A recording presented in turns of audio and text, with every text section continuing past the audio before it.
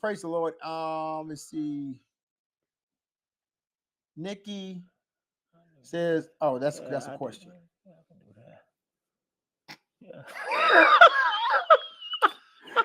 Come on, man. I'm looking at this question. I'm looking at this I question. got it, Glenn. There's a trim, man. I'm looking at this question with Nikki. All he saw was, does the United States? I can each of I can do that. So they're like your history stuff, man. As soon as I saw United States, I mean, it's a good one for there. Dad told me to finish reading the question. All he sees is that little. He see kind of like the history stuff in there, boy. This I can do that. I thought I was whispering, and you just blasted. They probably heard you. Hey, bro, I'm so I forgot these the mic sensitive one. All right, there you go. There's you, baby, all day long. You got it. All right. We got Dominique. Does the United States have anything to do with biblical prophecy? What role to? I'm sorry, he done throw me off, y'all. What role do we play as Americans to the biblical narrative, or do saved people focus on our citizenship, identity, and to heaven?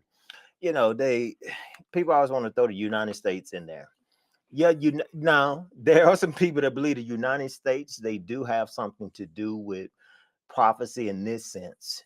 During the tribulation time, the papacy or the Pope that is going to be raised up during that time, and they're going to be one of the main nations to push him.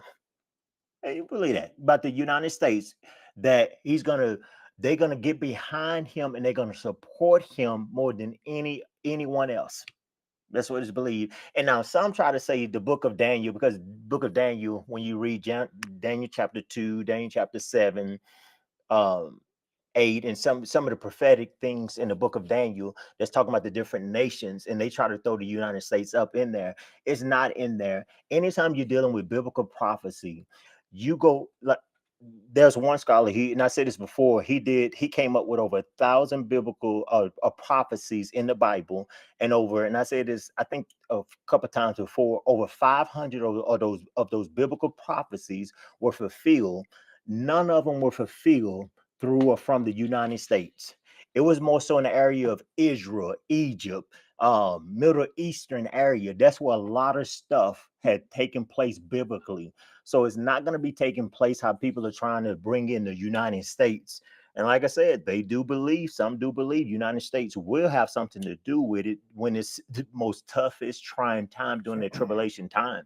And so we need to keep our focus on Jesus. Now, when it comes to prophecy, he said this in the book of Acts chapter 2. He said, your sons and your daughters, they're going to prophesy. I remember in the book of Exodus, I think, they came to Moses and they were saying, hey, there are other men prophesying, and they were prophesying and they were trying to stop them. Moses said this, I wish that all God's people could do this, could prophesy.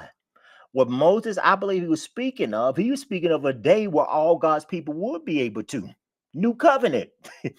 And so what I'm saying is not just no United States, every nation, God has placed different people in there to do prophecy and things such as that. But your question more specifically, does the United States fit into biblical prophecy? No, I don't believe so. How people are trying to make it fit in. I think it may more so fit in. And then we can see in the United States, we were at one point, we were very strong biblical. We had some strong biblical morals, but today you see it moving further and further away from it. And so, no, Nick, I really don't believe as people are trying to make it be. All right. Amen. That's your history lesson. Gotta get one every podcast. We're gonna get at least one, y'all. Great job. Ready to get this history, boy. I got some more for you. You gotta get a little dose of history.